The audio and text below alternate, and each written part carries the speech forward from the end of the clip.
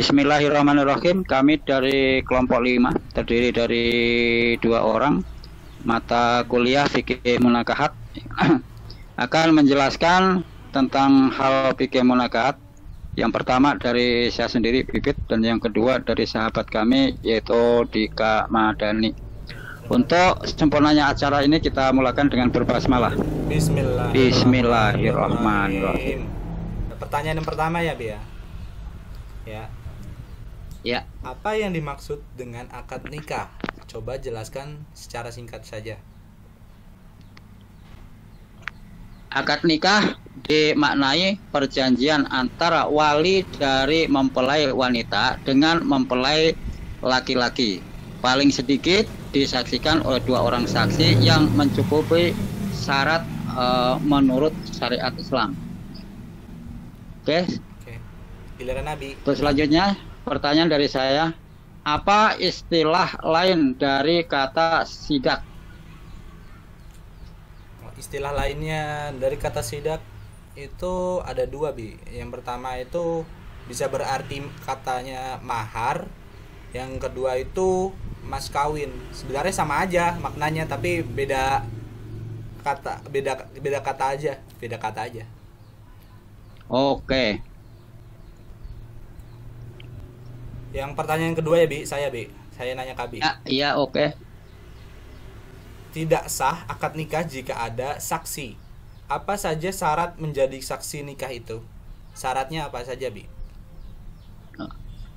Untuk syarat menjadi saksi nikah, diantara lain yang pertama adalah beragama Islam, yang kedua baligh, yang ketiga berakal sehat, dan yang keempat merdeka atau bukan budak belian, yang kelima lelaki, dan yang keenam adil. Terus selanjutnya, dalam pernikahan apakah diwajibkan adanya mahar? Wajib, Bi, jawabannya wajib. Alasannya itu karena sudah menjadi keharusan dalam akad nikah, atau bisa dibilang mutlak, hal yang mutlak. Bila mana tidak wajib, maka tidak ada yang namanya mahar. Oke, terima kasih. Pertanyaan yang ketiga, Bi. Siapa saksi dalam akad nikah? Siapa saksi dalam akad nikah? Saksi dalam akad nikah terdiri dari 2 orang laki-laki. Ini adalah orang yang diwakilkan oleh pihak keluarga, tetangga, ataupun orang yang dapat dipercaya untuk menjadi saksi dalam pernikahan. Oke, terima kasih, Bi. Selanjutnya pertanyaan dari saya, apakah pengertian dari mahar itu sendiri? Kameranya, Bi. Oke. Pengertian dari mahar itu sendiri ialah pemberian yang wajib dari calon suami kepada calon istri, yang mana juga sebagai tanda atau sebuah simbol ketulusan dari hati calon suami kepada calon istri, dengan harapan dapat menimbulkan rasa cinta dan kasih bagi seorang istri kepada calon suaminya. Oke. Pertanyaan yang keempat ya, Bi. Apa yang dimaksud wali nikah? Apa yang dimaksud dengan wali nikah? Wali nikah adalah sebutan bagi pihak laki-laki dari keluarga perempuan yang bertugas mengawasi keadaan atau kondisi mengenai mempelai perempuan dalam proses pernikahan. Oke, terima kasih. Terus selanjutnya, dengan cara apa Islam menghargai kedudukan wanita dalam suatu pernikahan? Islam menghargai kedudukan wanita dalam suatu pernikahan itu dengan cara memberi hak-haknya, yang salah satunya itu diantaranya mahar atau mas kawin dalam akad nikah. Selanjutnya, Bi, pertanyaan. Terima kasih. Siapakah yang berhak mengakad nikahkan? Akad nikah dilaksanakan oleh mempelai pria dengan wali dari mempelai wanita seperti ayah, saudara laki-laki, atau wali yang sah lainnya. Terus selanjutnya pertanyaan dari saya, ya. Oke, Ada berapakah syarat mahar itu? syarat mahar itu ada 4 ya, ada 4 di jumlahnya, 4 macam syaratnya. Oke. Selanjutnya saya, Ya, bagaimana jika wali berhalangan hadir atau mempelai wanita sebatang kara? jika wali berhalangan hadir, maka dia dapat memasrahkan posisinya sebagai wali kepada waliul amri, ya, untuk mewakili wali dalam melaksanakan akad nikah. Oke, terima kasih, Bi. Selanjutnya, Bi. Selanjutnya, apa saja isi dari keempat syarat mahar tersebut? Isinya itu ada yang pertama itu harta atau benda yang berharga, yang kedua barangnya suci dan bisa diambil manfaatnya, dan yang ketiga barangnya bukan barang gosok, dan yang terakhir yang keempat bukan barang yang tidak jelas keadaan maupun bentuknya. Selanjutnya ya, Bia, pertanyaan yang ketujuh, fungsi penghulu menurut hukum positif seperti apa, Bi? Fungsi penghulu, ya, atau dari pihak KUA, ya, yang biasanya datang dari kecamatan, ya, Iya, Bi. bertugas sebagai presentatif dari pemerintah yang bertugas untuk menikahkan kedua mempelai jika ada pemasrahan dari wali perempuan dikarenakan dia tidak bisa hadir, ya, dalam rangka menggantikan wali dari keluarga, dan ia juga sekaligus sebagai petugas pencatat nikah, ya, dalam pernikahan. Oke, terima kasih, Bi. Oke, untuk selanjutnya, apa yang dimaksud dengan harta benda yang berharga? Maksud dari harta benda yang berharga itu sendiri yaitu tidak dilihat dari besar maupun kecil nilainya, asalkan selama benda itu berharga dan bernilai, maka dibolehkan untuk dijadikan sebuah mas kawin atau mahar. Selanjutnya ya, Bia. Iya. Pertanyaan yang Oke. ke-9. 8. Ke-8 ya, Bi? Ke-8. Menurut agama, bagaimana jika pernikahan tidak dicatatkan pada pencatatan nikah atau pencatatan sipil? Selama pernikahan itu memenuhi rukun dan syaratnya, menurut agama Islam itu sudah sah. Oke, siap. Selanjutnya, pertanyaan, apa yang dimaksud dengan barang suci dan bisa diambil manfaatnya? Ya, maksud dari barang suci dan bermanfaat itu barang yang tidak termasuk ke dalam kategori haram atau juga tidak berharga. Jadi berharga dan halal, ibaratnya gitu, Bi. Oke, makasih. Iya. Pertanyaan yang ke-9. Bagaimana menurut hukum positif jika pernikahan tidak dicatatkan dalam catatan sipil? Menurut hukum positifnya gimana, Bi? Nah, ini agak beda dengan menurut Islam, ya.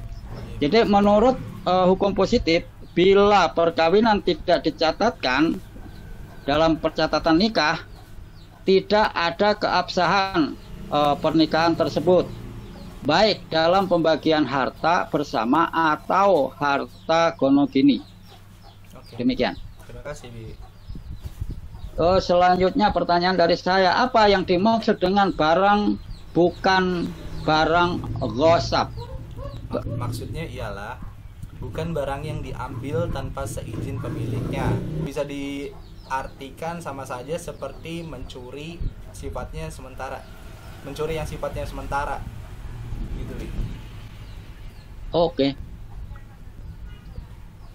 Pertanyaan yang ke-10. Apa yang dimaksud dengan pernikahan itu sendiri, Bi? Nah, pernikahan adalah upacara pengikatan janji nikah yang dirayakan atau dilaksanakan oleh dua orang laki-laki dan perempuan dengan maksud meresmikan ikatan perkawinan secara norma agama, norma hukum, dan norma sosial. Demikian. Oke, terima kasih, Bi. Selanjutnya, apa yang dimaksud dengan barang tidak jelas keadaannya? Yang dimaksud di sini barang tidak jelas keadaannya itu barang yang tidak sah apabila barang itu tidak jelas bentuk maupun nilainya. Dari lanjut, Bi. Yuk. Lanjut. Oke. Pertanyaan yang ke-11.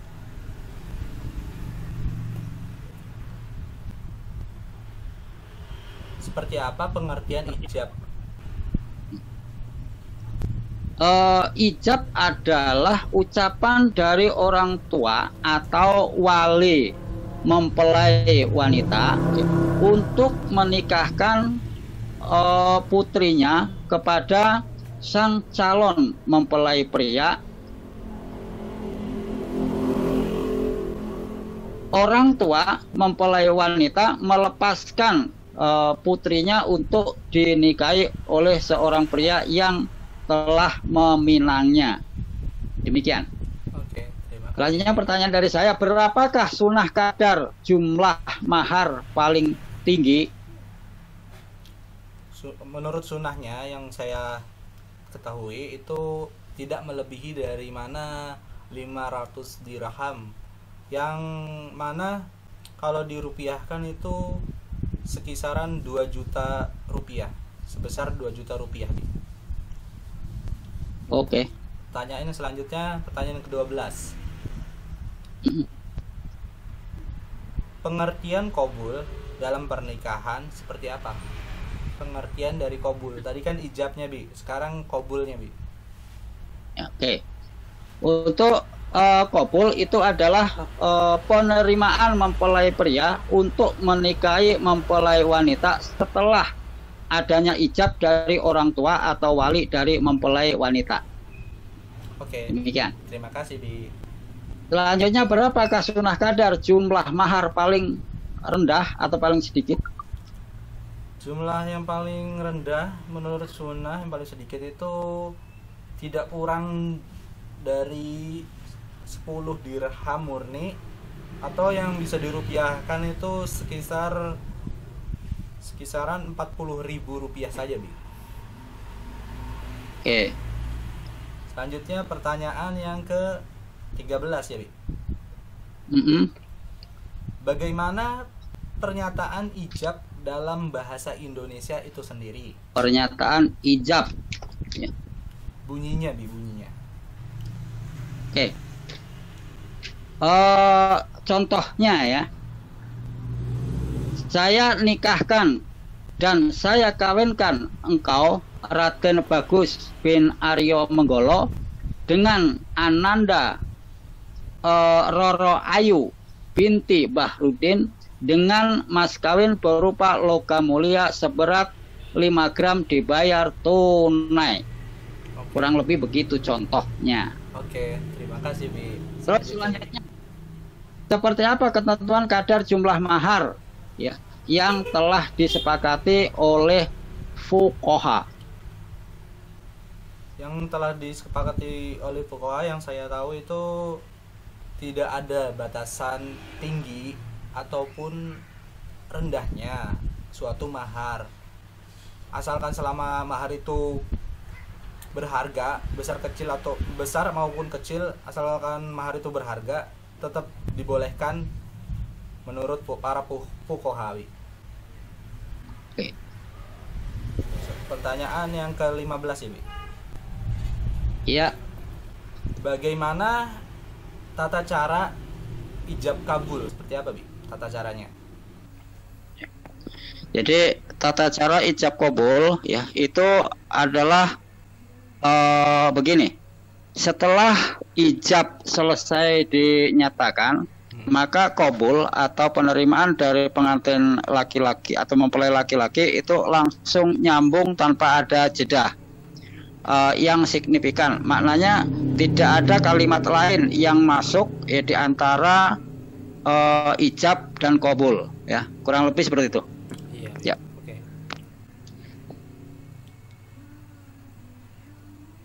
Oke, selanjutnya saya bertanya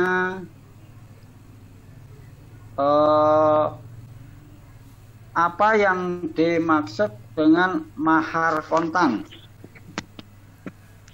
Mahar kontan itu, secara kontan itu maksudnya mahar yang diberikan kepada mempelai wanita secara keseluruhan. Maksudnya bayarnya di depan, nggak ngutang, nggak ngebon gitu. Maksudnya kontan gitu aja. Oke. Ya, lanjut.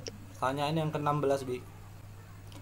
Ya. Bagaimana jika kedua saksi menyatakan tidak sah terhadap pernyataan ijab kabul yang dinyatakan wali dan mempelai pria?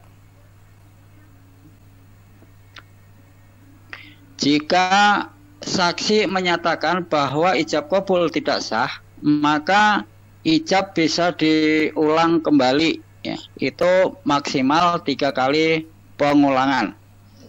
Demikian. Oke. Terus selanjutnya apa yang dimaksud dengan mahar hutang? Kalau tadi kan mahar kontan yang di depan bayarnya. Kalau Ya. ini kebalikannya, mahar hutang atau bond, yaitu bayarnya di belakangan setelah adanya dan terjadinya akad nikah.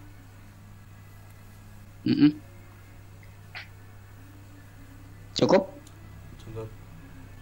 Selanjutnya pertanyaan yang ke-17 ya, Bi. Berapa kali ijab kabul diulang? Dan bagaimana jika ijab kabul sudah mengulang sampai dengan batas maksimal tapi masih gagal? Seperti apa, Bi, tanggapannya? Oke. Ya, jadi tadi di depan sudah saya jelaskan bahwa yang namanya ijab kabul itu bisa diulang dengan maksimal itu 3 kali pengulangan.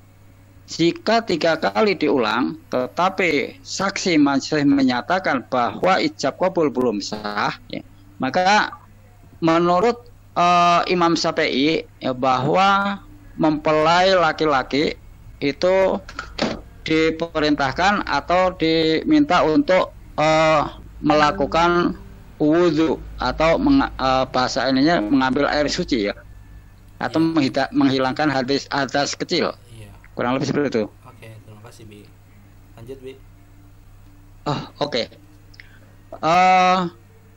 Pertanyaan saya, apakah mahar itu bisa gugur? Mahar itu bisa gugur, Bi. Gugur karena disebabkan adanya perceraian sebelum terjadinya persetubuhan di antara pasangan suami istri tersebut. Jadi bisa gugur. Oke. Selanjutnya yang ke 18.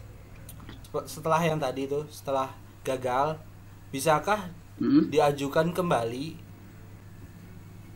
Bagaimana jika masih gagal lagi? Oke. Jika sudah mengulang 3 kali dan pengantin atau mempelai pria sudah mengambil air wudhu, ya, maka ijab bisa diulang kembali hanya sebanyak 1 kali. Ya. Oke. Berarti tidak bisa lebih ya, Bi, ya? Tidak bisa lebih, hanya cukup 1 kali. Ya. Oke. Terima kasih, Bi. Lanjut, Bi. Terus selanjutnya, ada berapa jenis mahar yang telah disepakati oleh para ulama? Yang ada yang setelah disepakati oleh Para ulama itu ada dua jenis mahar, Bi. Yang pertama itu mahar musama, dan yang kedua itu mahar mitsil. Oke. Yang pertanyaan yang ke-19. Menurut hukum positif, kapan pengesahan suatu pernikahan itu bisa terjadi? Oke. Ya. Jadi pernikahan atau akad nikah atau suatu perkawinan itu sah jika sudah diadakan penandatanganan oleh petugas nikah. Di antaranya adalah para saksi dan juga penghulu atau pencatat nikah.